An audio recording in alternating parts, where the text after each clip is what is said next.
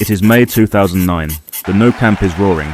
Barcelona have just beaten Real Madrid 6-2 at the Bernabeu, 6 goals, at the home of the most powerful club in the world. And the man who built that team is 38 years old in only his first season as a top-flight manager. His name is Pep Guardiola. And that night, most people thought they were watching a great performance. They were wrong. They were watching the beginning of something that would take football 15 years to even partially understand. This is the story of how one man rewired the way football thinks, how he introduced ideas so radical that the game is still arguing about them today, and how, in trying to stop him, every other manager in the world accidentally proved they never could. Guardiola did not invent pressing, he did not invent possession football, he did not invent the false nine. What he did was something far more dangerous. He connected all of it into one single idea, and that idea became a system so complete, so suffocating, so mathematically precise, that it did not just win games. It made opponents feel like they were playing a different sport.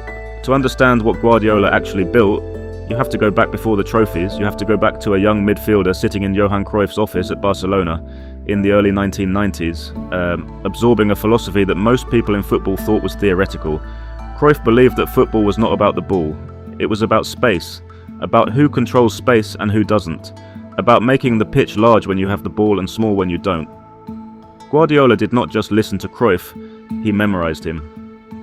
When Guardiola took over Barcelona's B team in 2007, he had 2 years to test every idea he had been storing for a decade.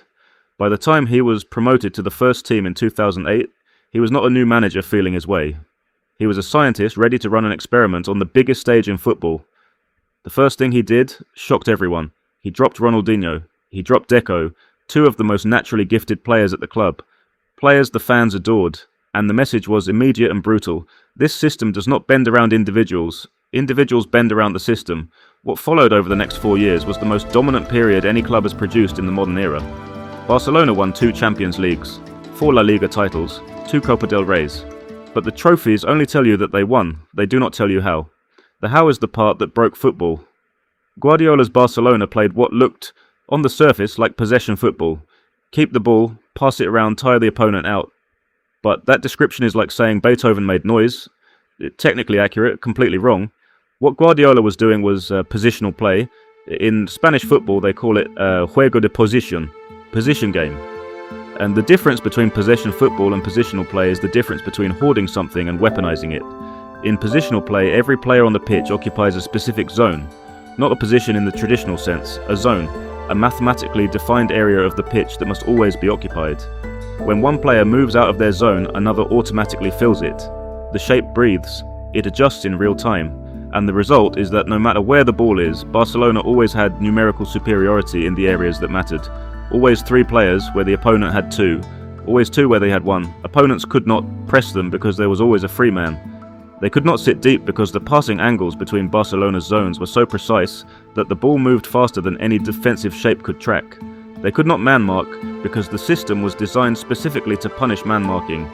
If you followed your player, you left your zone, and the moment you left your zone, Barcelona found it. Lionel Messi was the key that unlocked the entire system.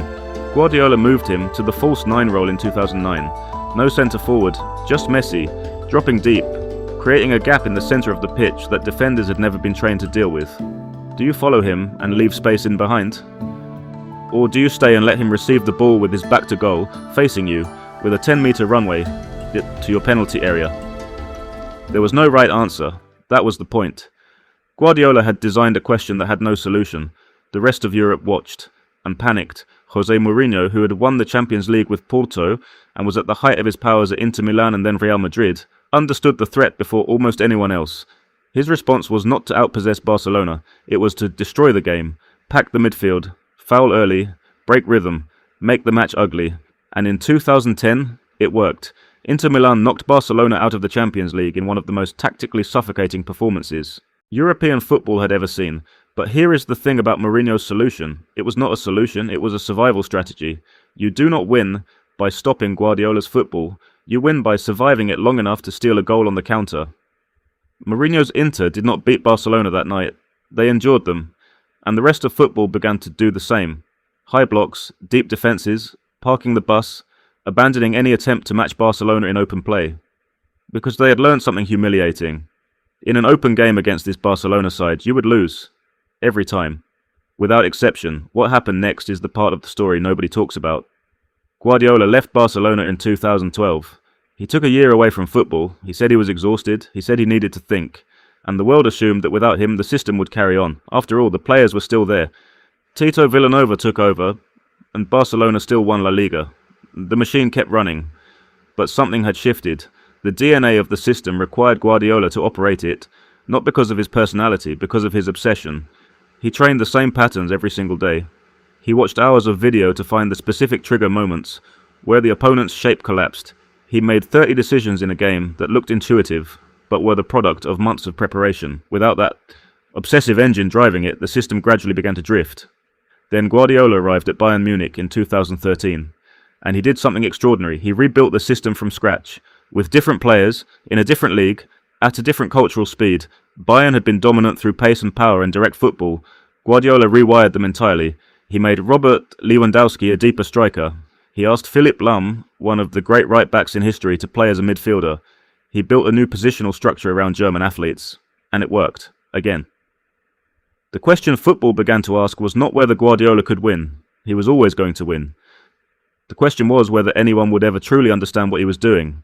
And the honest answer, even 15 years later, is that most of the sport still does not. When he arrived at Manchester City in 2016, he inherited a squad that was talented but shaped by a completely different football idea. City had been built on pace, directness, and individual quality. Guardiola spent almost £500 million over 3 years rebuilding the positional structure from the ground up. He sold Joe Hart, one of England's most beloved goalkeepers, on his first day because he needed a goalkeeper who could pass. He bought fullbacks who could play in midfield. He created a system where every single player, including the goalkeeper, had a defined positional role in possession. In 2018, City won the Premier League with 100 points, a record that had never been reached before. They pressed higher than any team in English football history.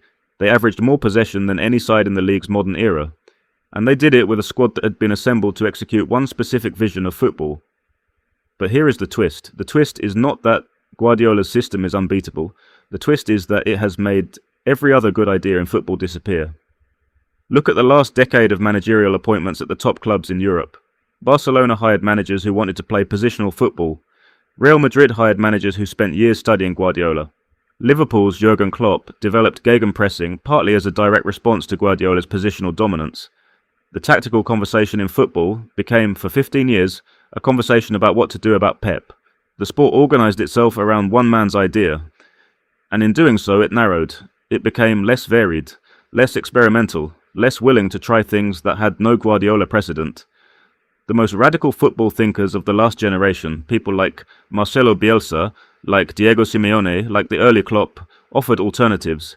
Bielsa's high-tempo, man-oriented pressing, Simeone's suffocating low block, built on collective sacrifice, Klopp's vertical, counter-pressing fury. All of them worked. None of them displaced Guardiola from the centre of the conversation. And now, as the 2026 World Cup approaches and a new generation of players and managers begins to take shape, football is still asking the same question it has been asking since that night at the Bernabeu in 2009. Is there a system that genuinely beats this? The answer so far is no. Not consistently, not cleanly.